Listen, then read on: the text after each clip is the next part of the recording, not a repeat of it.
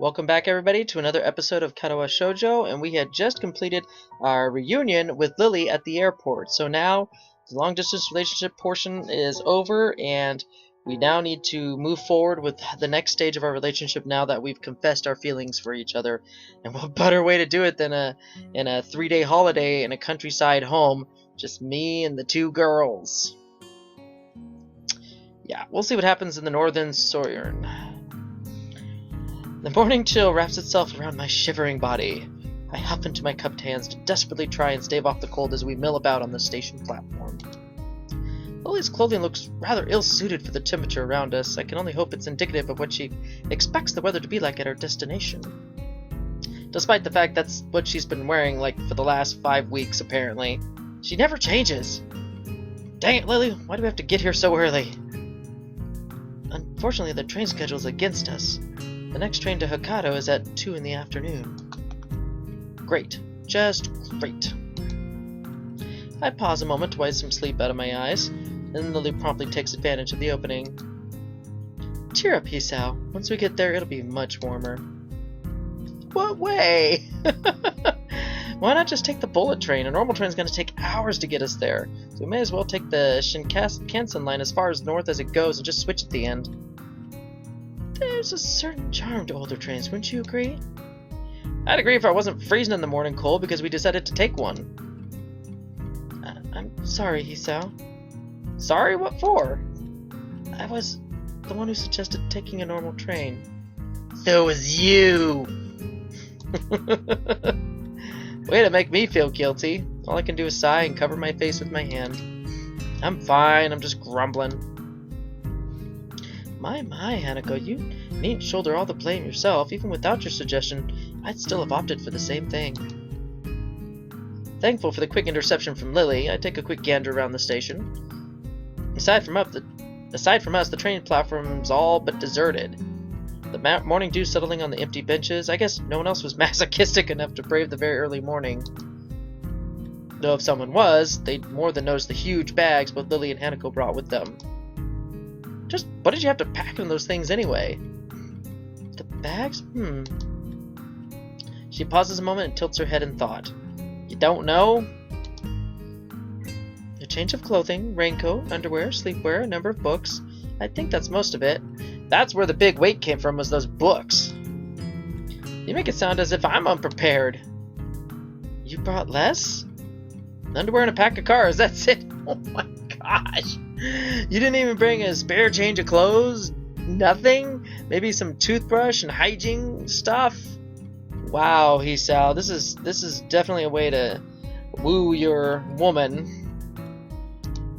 And my pills, but never mind that. No pajamas? Dang, I knew I forgot something. As I ruffle my hair in frustration, Lily sighs. It's cool, Lily, I'll just sleep naked in the living room. It's alright. Don't you're not gonna even notice a thing. There should be clothes you could use there. Akira still occasionally goes there, after all, and I think some of our parents' clothing is still in storage. I don't think there'll be any problem with you borrowing a set of pajamas if need be. Thanks. Still, I don't mind just sleeping in my normal clothing. For 2 days? Good point. Not really. Those 2 days would be borderline. It's more that looking even a little like a slob would be unacceptable while in the presence of two girls. As we leisurely talk on the station platform, an announcement sounds from the loudspeakers, loudly heralding our ride's arrival. Looking past Lily and Hanako, though, the train's still well out of sight. A quick check of my watch is enough to see that it's the one we'll be taking. The 5:30 train was ours, right? Correct. Either of you want me to take your bags? Mine's not exactly heavy. My, that's very gentlemanly of you, Hisao. Don't accept too reluctantly now. As I bend down to pick up Lily's large bag, I look up to see Hanako picking up hers. You fine with that? A silent nod's the only answer. I'm starting to get the feeling that by the trip's end, I'll be able to count every sentence she said on one hand. With the morning landscape passing by the window and the occasional rattle of the train bumping the carriage around, I try to focus my attention on the aging playing cards held in my hands. I'll raise you 5. She scrunches her face up and leans over to Lily conspiratively. You can't get help! That's cheating! Gosh. You gotta play it on your own merits, Hanako.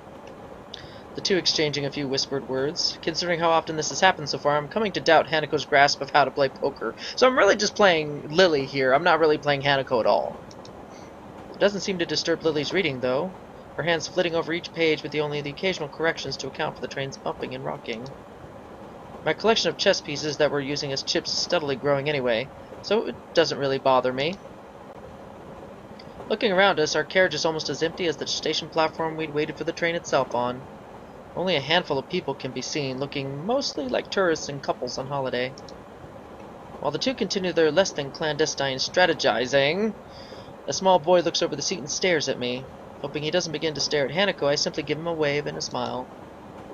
Thankfully, he retreats back to his seat after finding me far too boring to waste his attention on. I'll see you and raise you another 5. Dang, you got me. I fold. I've been bluffing, and she's caught me. More like Lilly caught me. Hanging my head, I push over a large portion of my winnings. Hanako looks absolutely delighted, and even if Lilly keeps her attention focused on her reading material, I can see the smirk on her face. I know, you gave her that little tip. Don't you try and hide it, Lilly. I'm on to you. They're both extremely pleased. For a moment, I try to work out what Lily's reading, but the cover's too faded to read, beyond the fact that the Roman letters are on it. A pity, I can't read the braille above the printed title. What are you reading, Lily? The title looks like it's in English. That's right. It's And Then There Were None, an old British story. I could read it to you if you'd like. She extends the offer with a grin, obviously in jest. I think I'll pass, thanks. What if I didn't? What if I want you to read it to me? What do you do then? After a seemingly endless trip, we finally reached the promised land of Seto Summer House. Even after the train trip, the walk up seemed to take forever. That's actually not a bad summer house. It looks pretty cool. Small, quaint. Despite my grumblings, though, I'd never have guessed the sight that would be in store for us once we traveled that long, deserted road. It looks more like a farmhouse than an everyday house I'd imagined. Small in size and surrounded by trees and bushes. An empty expanse of wheat fields and farmland can be seen as we walk up, the fencing only consisting of rickety old wooden planks. It really drives home how far we are from the major cities, and is a sight that feels antithetical to the environment I grew up in. The only thing that doesn't surprise me is its western styling. Wow, it's amazing out here. It's wonderful. That's nice to hear. While Akira may have said she's kept the house in reasonable condition, I was worried that we might have had different standards of reasonable. Looks like there's another soul for miles! I thought Akira would be the type to keep to the city. Lily furrows her brow in thought, seemingly recalling almost forgotten knowledge. From memory, there's a small town not too far ahead. Other than that, though, this is largely just old farmland. Akira and I stayed in our parents' house, which was in the near city for a while, but after they left, we decided to move into a smaller, more easily maintainable house. To find a place like this in Japan nowadays? It's kind of anachronistic. Good word. Well, this town does have quite a bit of history. I looked down the street one last time before getting back to the task at hand. Shall we go in, then? I'm parched. It was a long walk to get here. Lily gives an enthusiastic nod, the three of us lugging our bags into the house.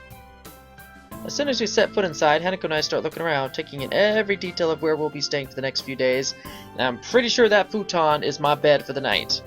For these next 2 nights, probably. The girls probably will get the beds, for sure.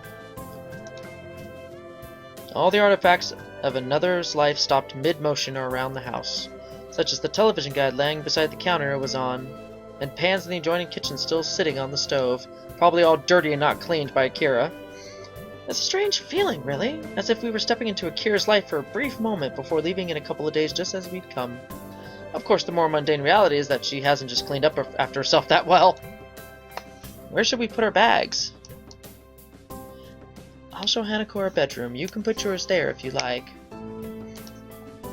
You mean I don't have the same bedroom as you two? Oh, that's a bad joke there, Iso. Hanako flowers into a full blush, probably a full body blush too, as Lily takes her cheek in her hand. Oh my, how bold. You two. Oh, we're gonna get so much trouble here. Oh my gosh. hold on. If I'm to leave my bags here, where will I be sleeping? Well, seeing as we lack a guest bedroom... The convertible futon, eh? Sorry, Hisao.